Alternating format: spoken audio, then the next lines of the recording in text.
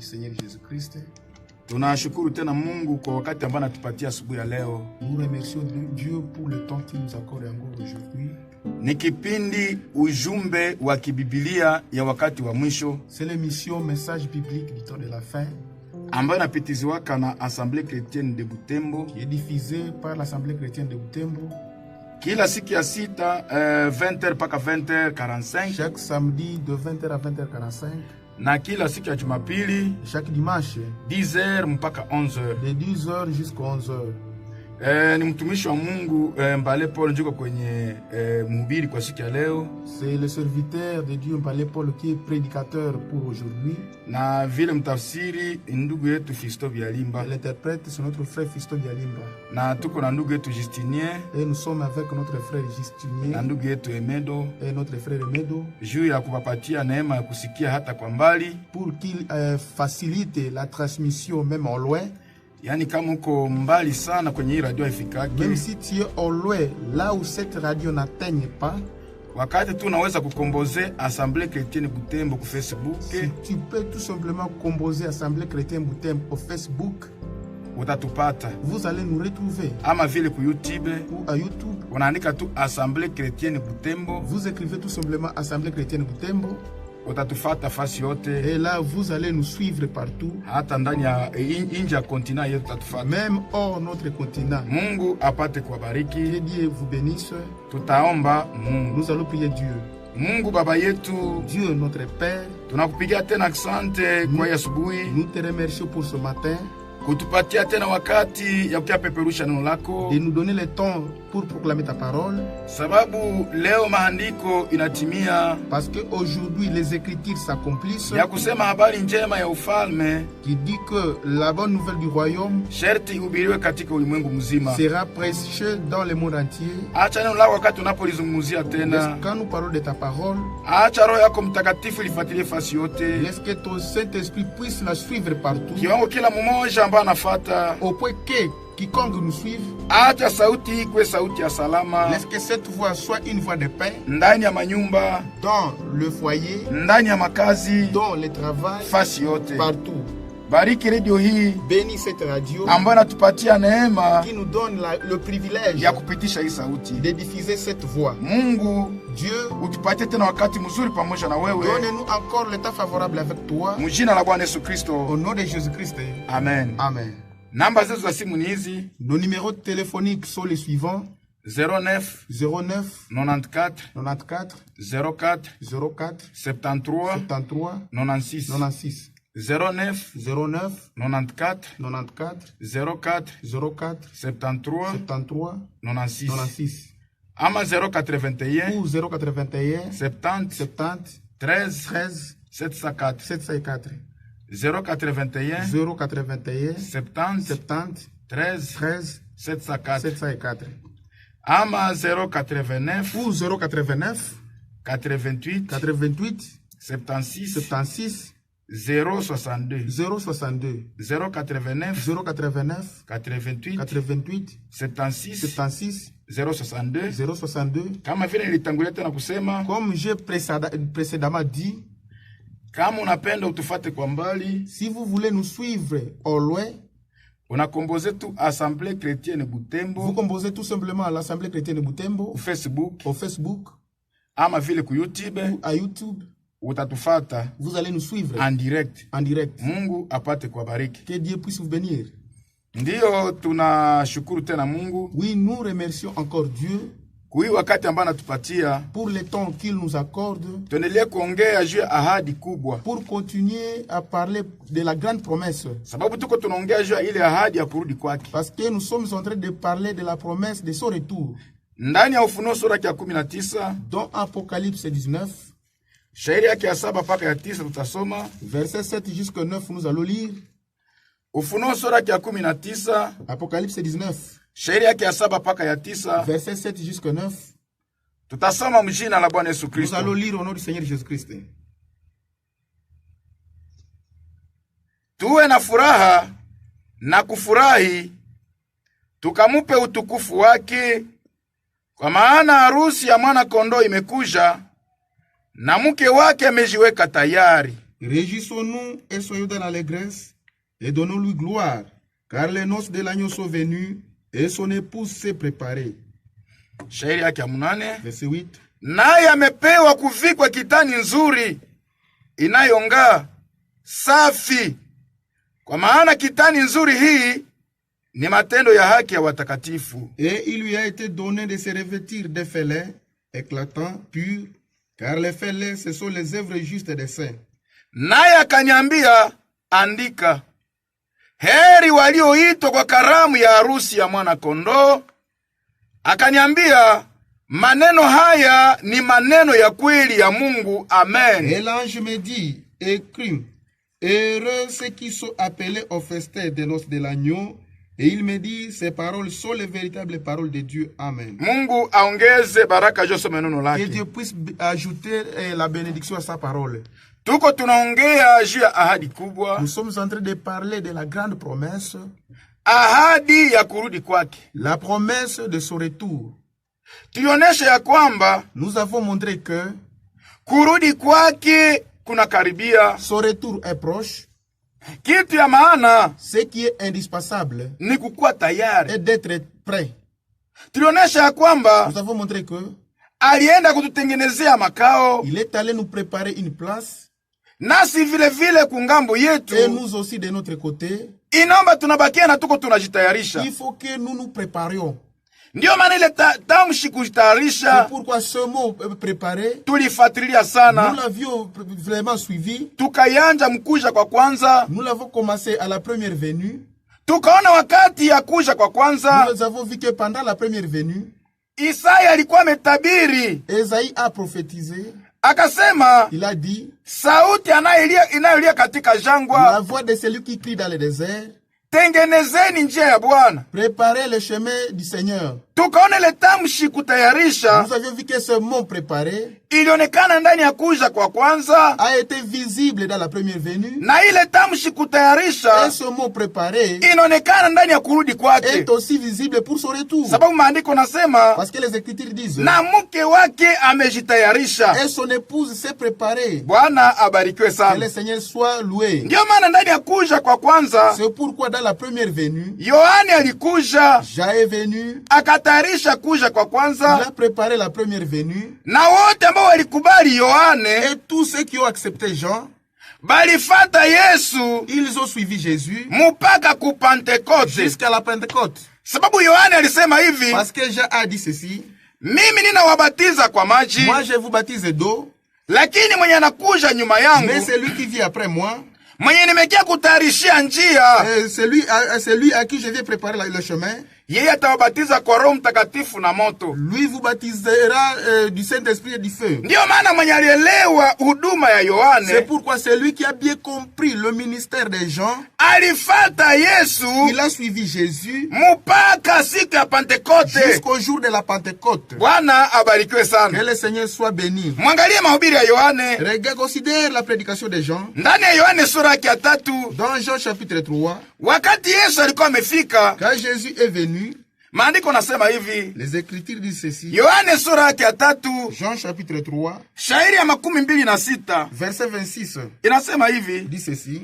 Wakakuja kwa Yohane, wakamwambia, Rabi, yeye aliyekuwa pamoja nawe ngambo ya Yordani, uliyemshuhudia, tazama yeye anabatiza na watu wote wanakwenda kwake. Il vint trouver Jean et lui dire, Rabbi, celui qui était avec toi au-delà du Jourdain et à qui tu as rendu témoignage, voici il baptise et tout va à lui. Yohane akajibu akasema, mtu hawezi kupokea kitu isipokuwa amepewa toka mbinguni. J'ai répondu, un homme ne peut recevoir que ce qui lui a été donné du ciel. Ninyi wenyewe mnanishuhudia ya kwamba nilisema mimi si Kristo, lakini nimetumwa mbele yake. Vous-même mettez témoin que j'ai dit, je ne suis pas le Christ, mais j'ai été envoyé devant lui. Mwenye bibi harusi ndiye bwana harusi, lakini rafiki yake bwana harusi anayesimama na kumsikia anafurahi sana kwa sababu ya sauti ya bwana harusi. Basi hii furaha yangu imetimia. sharti yeye azidi, lakini sharti mimi nipunguke. Celui à qui appartient l'épouse, c'est l'époux, mais l'ami de l'époux qui se tient là et qui l'attend éprouve une grande joie à cause de la voix de l'époux. Aussi cette joie qui est la mienne est parfaite. Il faut qu'il croisse et que je diminue. Bwana abarikiwe sana. Que le Seigneur soit loué.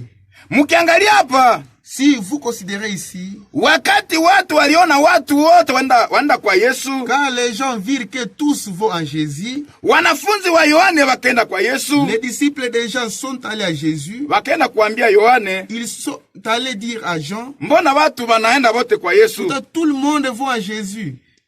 Yohane alifurahi, Jean a été content, sababu shabaha ya huduma yake ilikuwa imefika, parce que l'objectif de son ministère a été atteint. Amen. Amen. Yani objectif ya ministère yake ilikuwa imefika. L'objectif de son ministère a été atteint. Sababu yeye, parce que lui, alikia kutayarisha njia mbele yake. Il est apparu pour préparer le chemin devant lui. Amen. Ndio maana, c'est pourquoi, akawaambia, il leur a dit, mwenye bibi harusi ni bwana harusi. Celui à qui appartient l'épouse, c'est l'époux. Sharti mimi nishuke, il faut que moi je diminue. Sharti yeye apande, il faut qu'il croisse. Bwana abarikiwe sana. Que le Seigneur soit loué.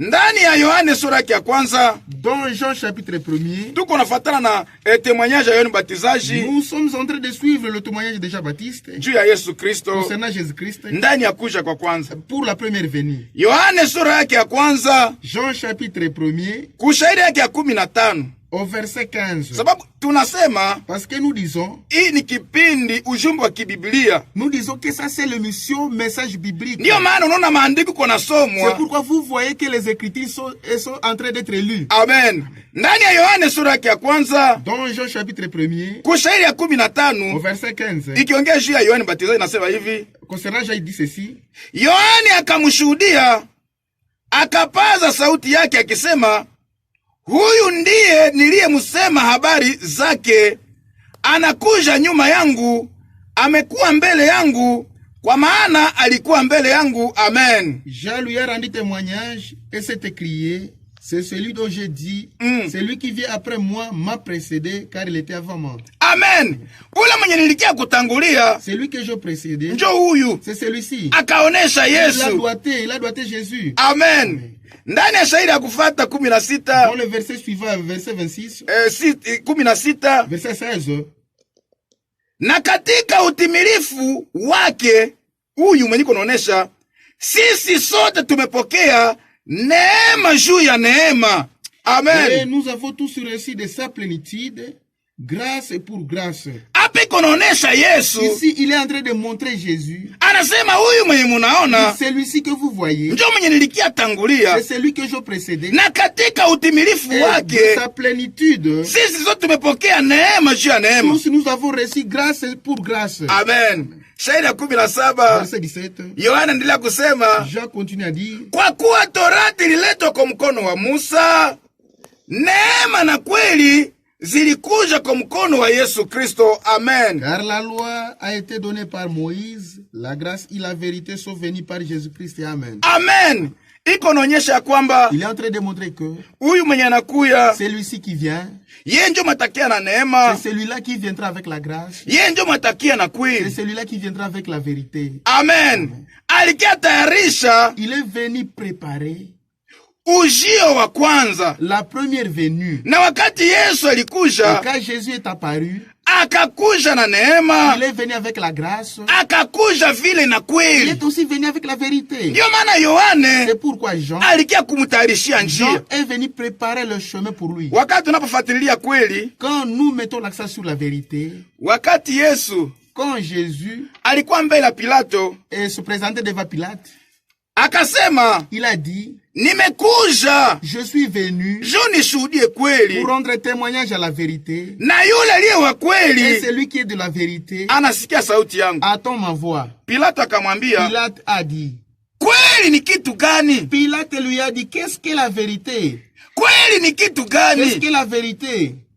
Yesu akamnyamaza. Jésus s'est tu. Hakumpatia jibu. Ne lui a pas donné la réponse. Lakini mkiangalia, mais si vous regardez, ndani ya Yohane 17, dans Jean chapitre 17, mstari ya 17, au verset 17, wakati alikuwa ndani ya maombi ya kikuhani, quand il était dans la prière sacerdotale, iko naombea banafunzi, il est en train de prier pour les disciples, akasema, il dit, uwatakase kwa kweli, sanctifie-les par la vérité, neno lako njo kweli. Ta parole est la vérité. Pilato aliuliza, Pilate a demandé, kweli ni kitu gani? qu'est-ce qu'est la vérité? Hakupata jibu. Il n'a pas trouvé la réponse. Lakini ndani ya maombi, mais dans la prière, Yesu akaonesha kweli ni kitu gani. Jésus a montré qu'est-ce que la vérité. Akasema, il a dit, uwatakase kwa kweli, sanctifie-les par la vérité, neno lako ni kweli. Ta parole est la vérité. Ndio maana wakati Yesu C'est alikuja, pourquoi quand Jésus est venu, yeye mtu, lui, un homme, alikuwa kweli. il était la vérité. Yani kweli Veut dire la vérité. ilikuwa mtu. La vérité était un homme. Ndio maana angelisema, c'est pourquoi il pouvait dire, mimi ni njia, moi je suis le chemin, kweli na uzima. la vérité et la vie. Mtu hakuji kwa Baba Personne ne vient au Père isipokuwa kwangu. s'il ne passe pas par moi. Ndio maana C'est Yohane pourquoi Jean alikia katangulia kweli. Jean a précédé la vérité. Alikia kutangulia Kristo. Il est venu et il a précédé Jésus-Christ. Na Yesu ndio alikuwa ile kweli. Et Jésus, c'était lui cette vérité. Ndio maana kweli ingeponyesha C'est magonjwa. pourquoi la vérité pouvait guérir les malades. Kweli ingetembea juu ya maji. La vérité pouvait marcher sur les eaux. Kweli ingefanya maajabu. La vérité pouvait opérer des miracles. Ilikuwa ni Yesu Kristo. C'était Jésus-Christ. Bwana abarikiwe sana. Que le Seigneur soit loué. Yeye mwenyewe angesema, Lui-même pouvait dire, kweli kweli nawaambia, en vérité, je vous l'ai dit. hakuna nabii mwenye anaweza sema Il vile. n'y a aucun prophète qui peut utiliser ces concepts. Sababu manabii wote Parce que tout le prophète, walikuwa nasema hivi asema Bwana. il disait toujours, ainsi dit le Seigneur. Lakini Yesu Mais Jésus, hangesema hivi asema Bwana. Jésus ne pouvait pas dire ainsi dit le Seigneur. Sababu ni yeye ndio mwenye alikuwa ule Parce Bwana. que c'est lui qui était ce Seigneur-là. Amen. Ndio maana wengine C'est pourquoi tous les autres, wangekuwa nasema hivi asema ils pouvaient Bwana. dire ainsi dit le Seigneur. Lakini Yesu Mais Jésus, yeye hangesema hivi asema lui Bwana. ne pouvait pas dire ainsi dit le Seigneur. Sababu ni yeye ndio alikuwa ule Parce Bwana. que c'est lui qui était ce Ndio Seigneur-là. maana angelisema, Il disait, kweli kweli nawaambia ninyi, en vérité, je vous l'ai dit, anayesikia neno langu c'est lui qui écoute ma parole, iko na uzima wa il milele. a la vie éternelle. Bwana abarikiwe Que sana. le Seigneur soit loué. Ndio maana Christ, yeye ndio alikuwa kweli, c'était lui la vérité, yeye ndio alikuwa njia, c'était lui le chemin, yeye ndio alikuwa uzima. c'était lui la vie. Yeye peke ndio mwenye angesema, C'est lui-même qui pouvait dire, kweli kweli nawaambia ninyi. en vérité, je vous l'ai dit. Ndio maana Yesu C'est pourquoi Jésus alikuwa neno la Mungu ambalo lilizirika, Jésus était la parole de Dieu manifestée. maneno ambayo ilikuwa imesemwa Les paroles qui étaient déjà dites auparavant, ndani ya Mwanzo sura yake ya 3 dans Genèse chapitre 3, ya kusema uzao wa mwanamke disant que la postérité de la femme utaponda kichwa cha nyoka. écrasera la tête du serpent. Maneno yakasema mu Deuteronome. Les paroles ont été dites dans Deutéronome. Mungu atatutumia nabii kama Mungu atawatumia nabii kama mimi. Dieu vous enverra un prophète comme moi. Maneno kasema mu Isaïe 7:14. Dans Esaïe 7:14, il était dit, Bikira atachukua mimba, la Vierge concevra atazaa mwana, et enfantera un fils. mtaita jina lake Emmanuel. Vous lui donnerez le nom d'Emmanuel. Na Misha akaonesha fasi kwa mtoto atazaliwaka. Et Michée a montré les lieux sur lesquels la femme sera née. Ile maneno ilikuwa maneno, Toutes ces paroles étaient seulement des paroles. ile maneno ikazirika Ces paroles ont été manifestées wakati Yesu anaonekana. quand Jésus est apparu. Ndio maana C'est Yesu pourquoi Jésus, alikuwa neno la Mungu, Jésus était la parole de Dieu. ile maneno ya Mungu Ces paroles de Dieu là ambayo ilikuwa imeonekana, étaient déjà manifestées. maneno ambayo ilikuwa ni maneno Les paroles qui étaient paroles, wakati Mungu et aliitimiza, quand Dieu les a accomplies, maneno ikaonekana. les paroles ont été matérialisées. Ndiyo maana C'est pourquoi mtume Yohane angesema hivi l'apôtre Jean pouvait dire ceci ndani ya Yohane wa kwanza sura yake ya kwanza. dans 1 Jean chapitre 1er. Yohane wa kwanza sura yake ya kwanza 1 Jean chapitre 1er, kushairi ya kwanza nasema hivi, au verset 1er, il dit ceci. neno lililokuwa tangu mwanzo, tulilolisikia, tuliloliona kwa macho yetu, tulilotazama na kupapasa kwa mikono yetu, kwa habari ya neno la uzima. Ce qui était dès le commencement, ce que nous avons entendu, ce que nous avons vu de nos yeux, ce que nous avons contemplé et que nos mains ont touché concernant la parole de vie. Na uzima ulifunuliwa, nasi tumeona, tukashuhudia, tukahubiri kwenu ule uzima wa milele uliokuwa kwa Baba, ukaonekana kwetu. Car la vie a été manifestée et nous l'avons vue. Amen. Et nous lui rendons témoignage et nous vous annonçons la vie éternelle qui était auprès du Père et qui nous a été manifestée. Lile tuliloona na kusikia tunahubiri kwenu, ili ninyi vile vile mupate kushirikiana nasi, na ushirika wetu ni pamoja na Baba na Mwana Yesu Kristo. Amen. Ce que nous avons vu et entendu, nous vous l'annonçons à vous aussi, afin que vous aussi vous soyez en communion avec nous. Or, notre communion est avec le Père et avec son Fils Jésus-Christ. Amen. Bwana abarikiwe sana. Que le Seigneur soit loué. Maneno ilikuwa maneno. Les paroles étaient paroles. Ile maneno ikaonekana. Ces paroles ont été manifestées. Kiwango ile maneno ingeguswa. Jusqu'à ce que même on pouvait toucher ces paroles. Na ile maneno ilikuwa ni Yesu Kristo. Et les paroles là étaient Jésus-Christ. Ndio maana wakati Simeon, c'est pourquoi quand Simeon aliona zile maunabii zikionekana, quand Simeon a vu l'accomplissement de ces prophéties, akasema, il a dit, Bwana, Seigneur, acha mtumishi wako aende na salama. Laisse que ton serviteur s'en aille à paix. Sababu macho yangu yameona wokovu. Parce que mes yeux ont vu le salut. Bwana abarikiwe sana. Que le Seigneur soit loué. Mnajua, vous savez, Yesu Kristo, Jésus-Christ, iko tofauti ya kila mtu. Jésus-Christ est différent de tout homme. Kila mtu mwenye anaonekana kwa hii dunia, tout homme qui est apparu sur cette terre, hakuna mwenye unaweza linganisha na Yesu Kristo. Il n'y a personne que vous pouvez comparer avec Jésus-Christ. Sababu Yesu, parce que Jésus alikuwa analeta madéclaration. Parce que Jésus donnait des déclarations zenye hakuna nabii wowote mwenye anaweza leta. Aucun prophète ne pouvait pas les amener. Sababu Yesu angesema, parce que Jésus pouvait dire, mimi ni njia, kweli na uzima. Moi je suis le chemin, la vérité, la vie. Hakuna mwingine anaweza sema vile. Il n'y a personne qui peut déclarer cela. Yesu angesema, Jésus pouvait dire, kweli kweli nawaambia, en vérité je vous le dis. Hakuna nabii mwingine anasema vile. Il n'y a aucun prophète qui peut dire ça. Yesu angesema, Jésus pouvait dire, niko na uwezo ya kupana uzima wangu na kuuchukua tena. J'ai le pouvoir de donner ma vie et de la reprendre. Hakuna nabii wote angesema vile. Il n'y a aucun prophète qui peut déclarer cela. Yesu angesema, Jésus pouvait dire, mimi ni ufufuko na uzima. Moi je suis la résurrection et la vie. Hakuna mwingine anaweza sema vile. Il n'y a aucun homme qui peut déclarer cela. Yesu angesema, Jésus pouvait dire, mimi ni mkate wa uzima. Moi je suis le pain de vie. Hakuna nabii wote anaweza sema vile. Il n'y a aucun prophète qui peut dire ça.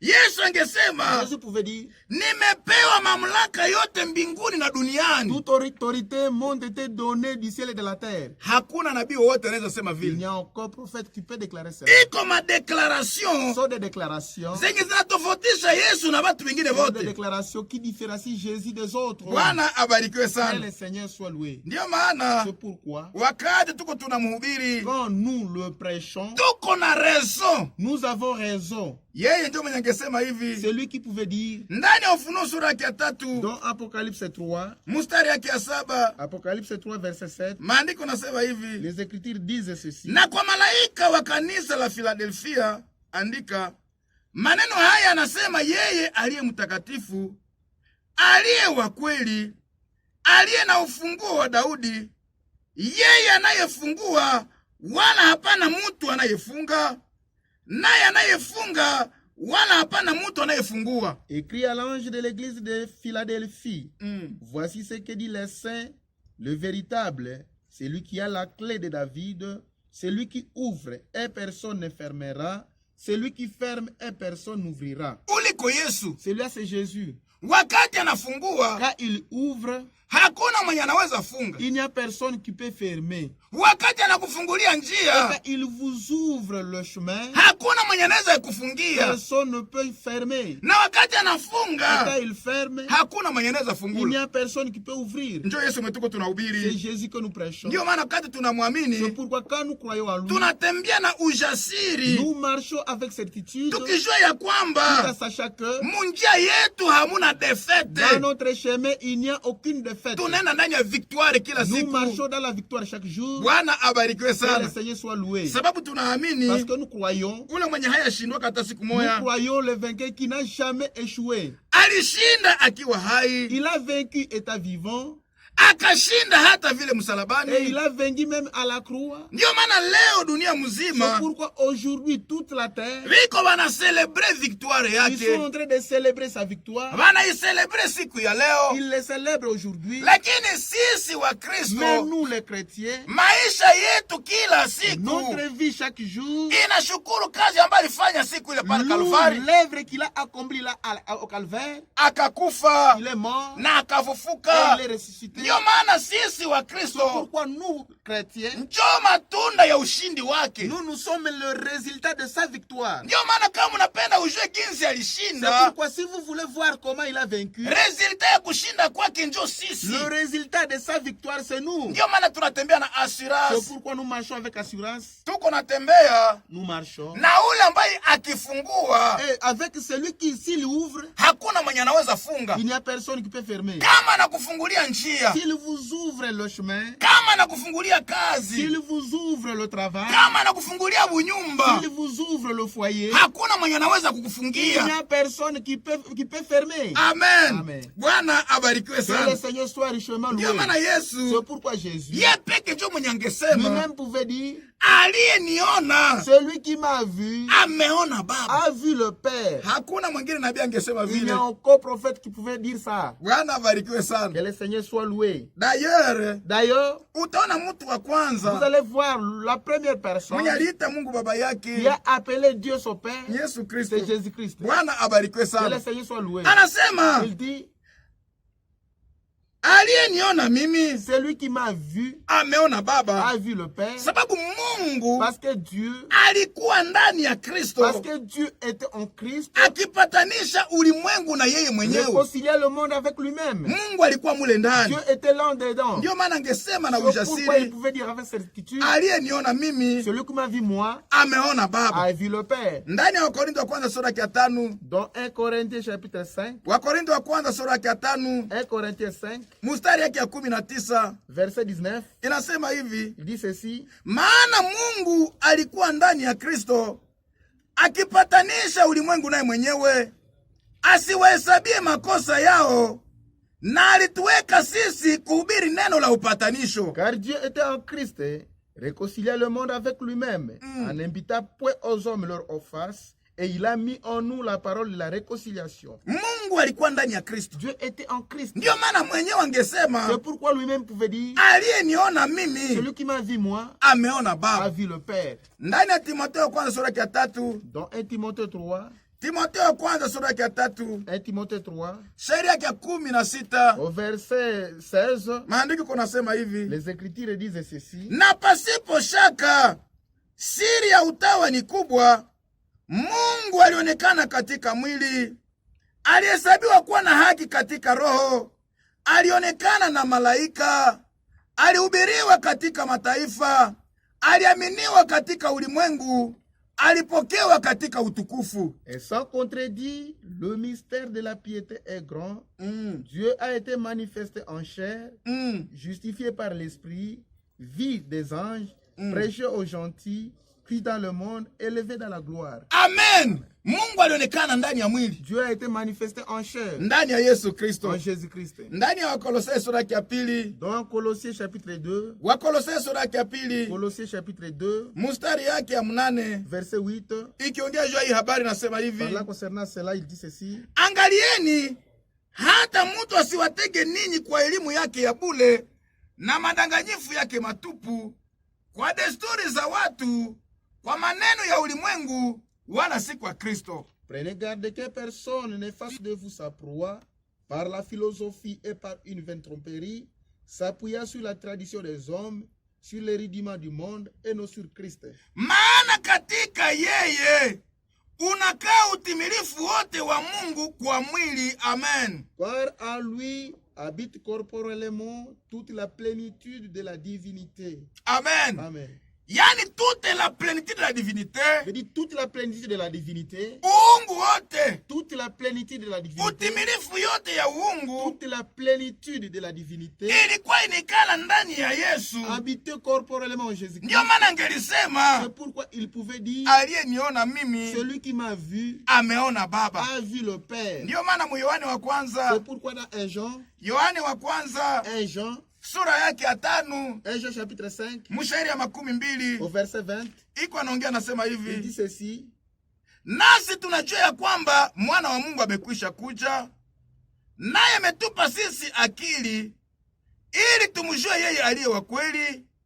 Nasi tuko ndani yake yeye aliye wa kweli, ndani ya mwana wake Yesu Kristo. Huyu ndiye Mungu wa kweli na uzima wa milele. Nous savons aussi que le Fils de Dieu est venu et qu'il nous a donné l'intelligence pour connaître le véritable. Et nous sommes dans le véritable en son Fils Jésus-Christ. C'est lui qui est le Dieu véritable et la vie éternelle. Ule Yesu, c'est Jésus. Njo Mungu wa kweli. C'est celui-là le Dieu véritable. Na njo uzima wa milele. Et il est la vie éternelle. Mwangalie ku verset 21. Regarde au verset 21. Inasema, il dit, watoto wadogo, mujilinde nafsi zenu kwa sanamu. Amen. Petits enfants, gardez-vous des idoles. Amen. Amen. Bwana abarikiwe sana. Que l'Esprit soit loué. Ndio maana Mungu, c'est pourquoi Dieu alionekana ndani ya mwili. Dieu a été manifesté en chair. Iliomba Mungu aingie ndani ya mwili. Il a fallu que Dieu entre dans la chair. Iliomba Mungu aonekane ndani ya mwili. Il a fallu que Dieu se manifeste dans le corps de chair. Aikale mule ndani. Et qu'il habite là-dedans. Jo afanye upatanisho. Pour qu'il fasse la réconciliation. Sababu, parce que Mungu kama roho, Dieu en tant qu'esprit, hangepata damu, ne pouvait pas avoir le sang. Iliomba ajifanyie mwili. Il a fallu qu'il se fasse un corps de chair. Wakati alifanyia mwili, et quand il se fit un corps de chair, utimilifu yote kengia mwa ile mwili. Toute la plénitude de la divinité s'est incarnée dans ce corps de chair. C'est pourquoi Mungu akapatanisha, Dieu a réconcilié kupitia damu, au travers le sang. Bwana abarikiwe sana. Que le Seigneur soit loué. Ndio maana Yesu angesema, c'est pourquoi Jésus pouvait dire, aliyeniona mimi, celui qui m'a vu moi, ameona Baba, a vu le Père. Ndio maana c'est pourquoi Yesu, Dieu, Yesu, Jésus, akiwa yeye njo kweli, Jésus attaque vérité, ndani yake en lui, mulikuwa utimilifu yote ya Mungu. En lui, il y avait toute la plénitude de la divinité. Ndani yake, en lui, mulikuwa utimilifu yote ya roho, était toute la plénitude de l'esprit. Amen. Amen. Mwangalie Yohane sura ya 3. Considère Jean chapitre 3. Utimilifu yote ya roho, toute la plénitude de l'esprit, yote ilikuwa ndani yake, était en Jésus.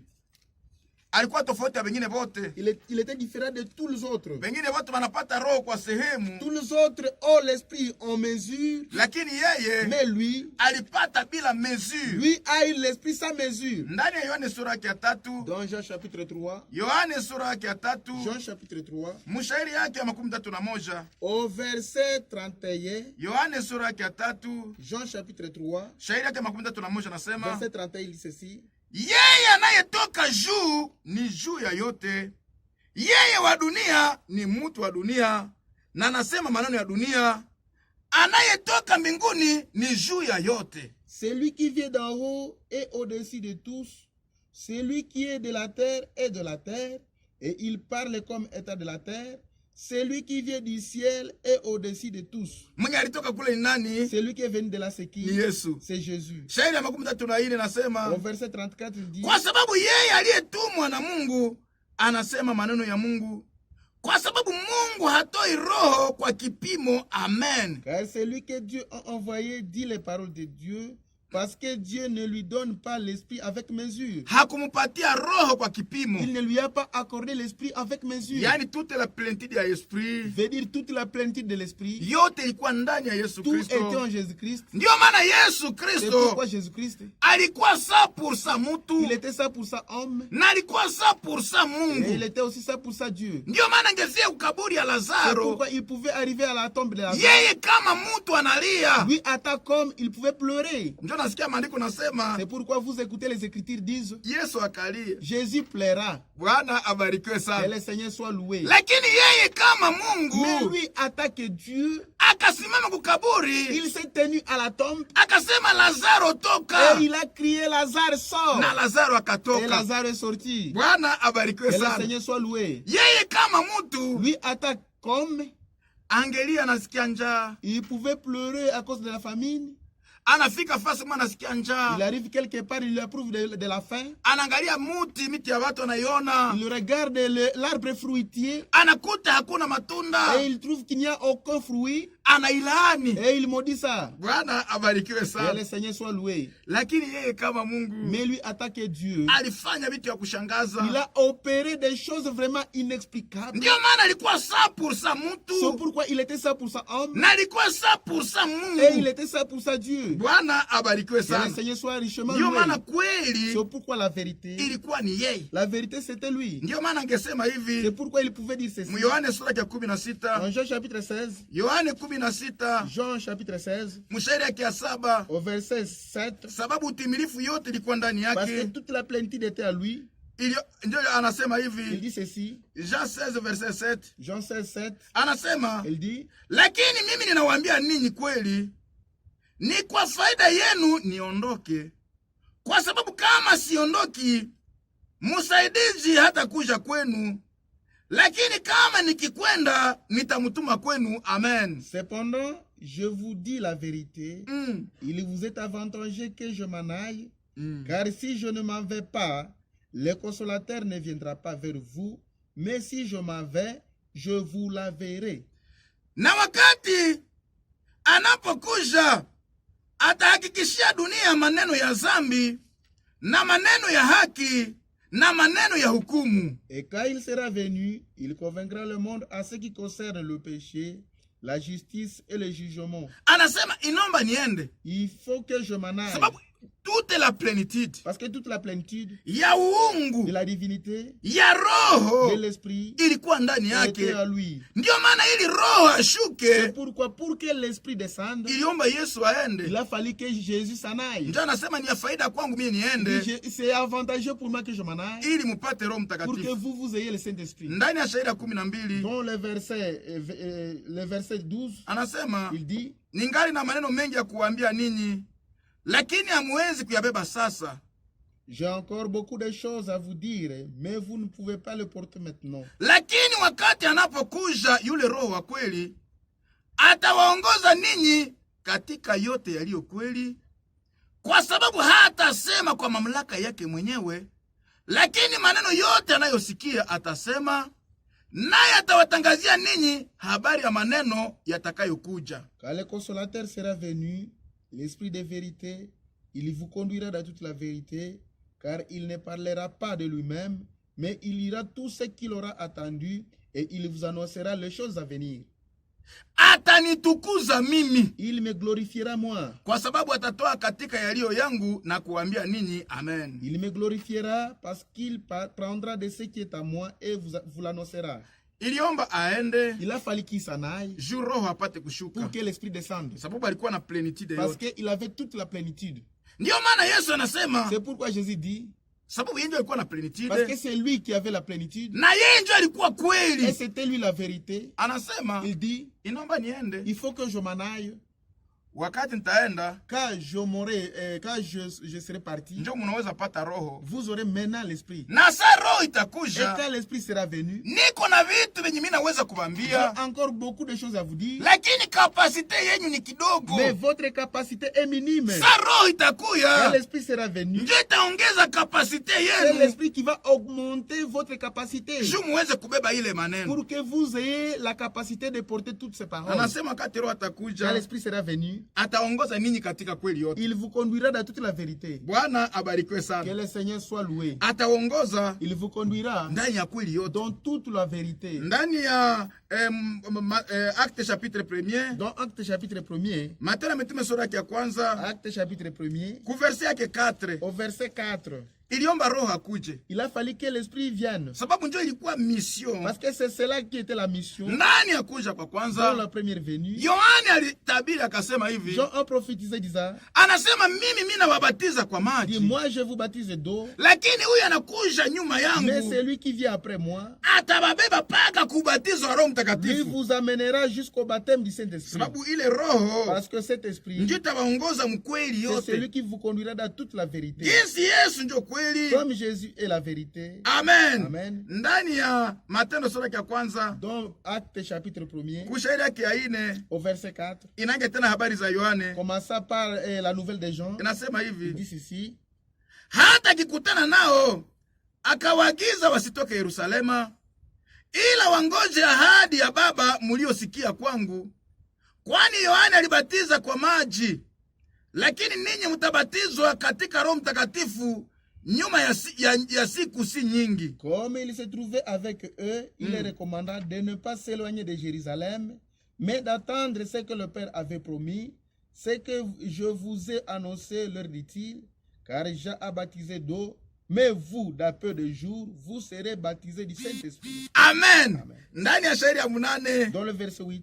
lakini mutapokea nguvu wakati Roho Mtakatifu anapokuja juu yenu, nanyi mutakuwa washuhuda wangu katika Yerusalema na katika Yudea yote na Samaria hata mpaka wa dunia. mais vous recevrez une puissance, le Saint-Esprit survenant sur vous, et vous serez mes témoins en Jérusalem, dans toute la Judée, dans la Samarie et jusqu'aux extrémités de la terre. Mkiangalia Et si vous considérez, hii maneno et ces paroles itabiriwa kwanza na Yohane, ont été d'abord prophétisées par Jean. akasema mimi nawaza tu kwa Il maji, a dit, je vous baptise d'eau, lakini mwanakuja nyuma yangu mais celui qui vient après moi, yeye atabatiza na Roho Mtakatifu. lui vous baptisera du Saint-Esprit. Ile Roho Mtakatifu Ce Saint-Esprit-là, ndio itawaongoza mkweli yote, c'est celui qui vous conduira dans toute la na vérité. saa munaipata, Et quand vous l'aurez reçu, sababu mtakuwa deja muko na kweli parce que yote, vous aurez toute la vérité, ndio mtakuwa washuhuda wangu c'est à ce moment-là que vous serez mes témoins Yerusalema, en Jérusalem, Yudea, en Judée, en Samaria, Samarie, mpaka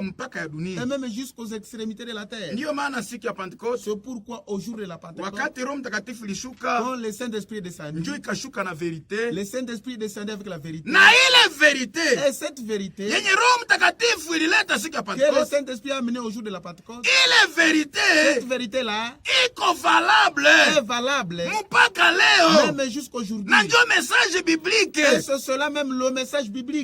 Amen. Amen. Bwana abarikiwe Que sana. le Seigneur soit loué. Ile yenye Jean tabiri ile Ce que les siku gens ont prophétisé ces jours-là, mpaka leo jusqu'à aujourd'hui, iko est valable. valable. Bwana abarikiwe Que sana. le Seigneur soit loué. Ndio maana Jerusalem C'est pourquoi Jérusalem, avec Pierre, avec Pierre, wakati roho quand inashuka, le Saint-Esprit est descendu, akasema il a dit, tubuni, repentez-vous na kila mmoja et wenu que chacun de vous abatize mjina la Yesu soit Kristo baptisé au nom du Seigneur Jésus-Christ juu ya ondoleo la dhambi pour la zenu, rémission de vos péchés. na mtapokea zawadi ya Roho Et vous Mtakatifu. recevrez le don du Na Saint-Esprit. akasema Et il a dit, ahadi hii cette promesse ni kwa ajili est pour yenu vous, na watoto pour wenu vos enfants, na kwa watu et wote pour tout le monde walio qui mbali sont loin, watakaoitwa na Bwana Mungu qui wetu. seront appelés par notre Ndio maana Seigneur. ile maneno C'est pourquoi ces paroles iko valable mpaka leo. sont valables jusqu'au même aujourd'hui. Ndio maana ile C'est evangile pourquoi cet évangile ilihubiriwa a été Yerusalema prêché à Jérusalem na Pierre, avec Pierre,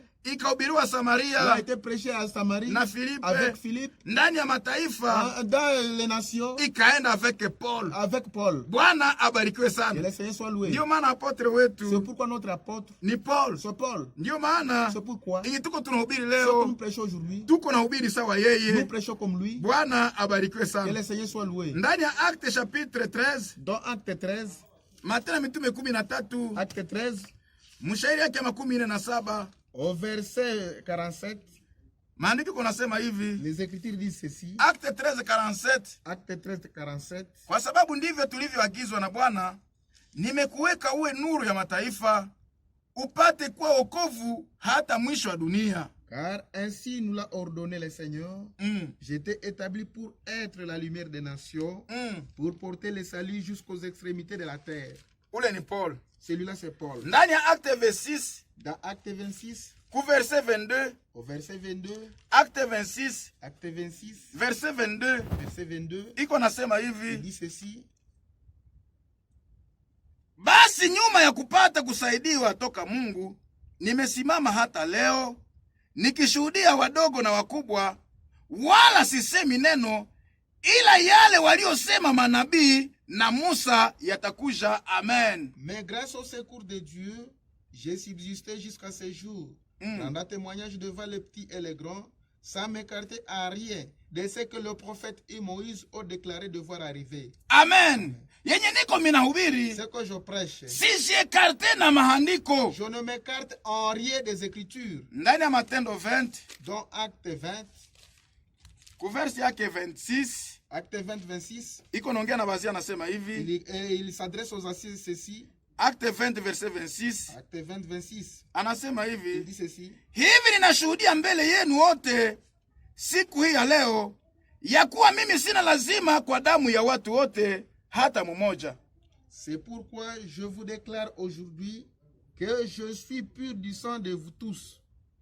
Kwa sababu sikukataa kuwahubiri ninyi makusudi yote ya Mungu. Amen. Car je vous ai annoncé tous les conseils de Dieu sans rien cacher. Yani Paulo alihubiri makusudi yote ya Veut Mungu. dire Paul a prêché tous les conseils de Dieu. Ndiyo maana angesema na C'est ujasiri, pourquoi il pouvait dire avec assurance, anasema il dit, nimewapatanisha kwa mume mmoja. je vous ai fiancé à un seul époux. Ndiyo maana iko nasema C'est pourquoi il dit, hata malaika wa mbinguni même si l'ange du ciel, akikuya na mahubiri habari njema ya mbalimbali, s'il vient et vous prêcher un autre évangile, alaniwe. il soit anathème. Ndiyo maana ile habari njema C'est pourquoi cet évangile ambayo ilihubiriwa Yerusalema na qui a Pierre, été prêché à Jérusalem avec Pierre, ile ndio ilienda Samaria na Filipe, c'est ce même évangile qui a été apporté à Samarie avec Philippe. na ile C'est evanjile ce même évangile ambayo Paulo alipeleka mu que mataifa Paul a apporté même aux nations, akiwa nabii wetu. étant notre prophète. Ndiyo maana vyenye tuko tunahubiri leo Pourquoi ce que nous prêchons aujourd'hui, inoma vinakuwa conforme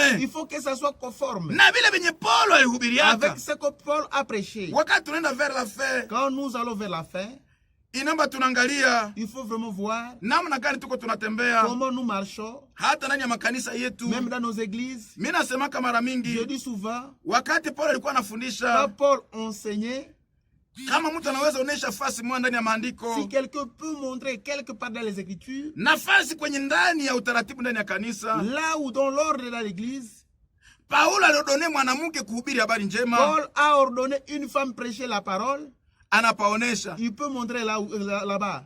ndani ya maandiko Dans les Écritures, mambo ya vile hayafanyikaka. il n'y a vraiment des choses pareilles ne s'est jamais opérées. Kama tunaweza viona leo, Si nous pouvons le voir aujourd'hui, lakini ndani ya maandiko vile vitu haviko. mais dans les Écritures, cela n'existe pas. Ni kanisa ya wapi? C'est quelle église? Korinthe. À Corinthe, Alisema, il a dit, je ne permets pas à la femme d'enseigner. siruhusu mwanamke kufundisha. Ikwe Que Efeze, ça soit à Éphèse, anasema il dit, mwanamke inaomba nasikia en silence. il faut que la femme soit attentive en silence. Na nasema Et il dit, hii yenye niko nasema ce que je vous dis, haijilimite ça hapa, ne se limite pas ici. lakini iko valable dans toutes les églises. Cela est valable dans toutes les églises. Bwana abarikiwe Que le sana. Seigneur soit loué. Ndiyo maana C'est pourquoi, wakati kunaongea habari ya matayarisho, quand nous parlons de la préparation, tukunaonesha message nous sommes en train de montrer le message. ambayo iko na prepare bibi harusi, Le message qui est en train de préparer l'épouse ili siku moja aonekane iko prete. pour qu'un jour qu'elle soit trouvée prête. Bwana abarikiwe sana. Que le Seigneur soit loué. Ndiyo maana vitu vituko C'est tunafundisha pourquoi ce que nous enseignons, inaomba kuangalia Paulo alifundisha, il faut voir si Paul les a enseignés. est-ce que viko na exemple biblique? Est-ce que cela vraiment a un modèle biblique? Hapana kusema Pas dire, tulikala tukaona, nous sommes assis et nous avons... Seigneur, continue à le bénir na kutupatia tena wakati et de nous donner encore le temps ya kuhubiri neno lako kwa de ujasiri. prêcher ta parole avec certitude. Acha magonjwa mabaya ambayo iko natajwa na kila mmoja Est-ce qu'une maladie mauvaise qui est en train d'être éparpillée partout par chacun iepushwe, soit épargnée? ituepushwe Que cela nous épargne mujina la Bwana Yesu au nom Kristo. du Seigneur Jésus-Christ. Bariki mji mzima, Bénis toute la ville na bariki redio et hii bénis cette ville. mjina la Bwana Yesu Kristo. Bénis cette radio au nom du Seigneur Jésus-Christ. Amen. Amen. Ni ndugu yenu Mbale Paul C'est votre frère Mbale Paul. na mtafsiri ndugu yenu Fisto Et Byalimba. l'interprète, c'est votre frère Fisto Vialimba. Mungu awabariki. Que le Seigneur vous bénisse. Amen. Amen.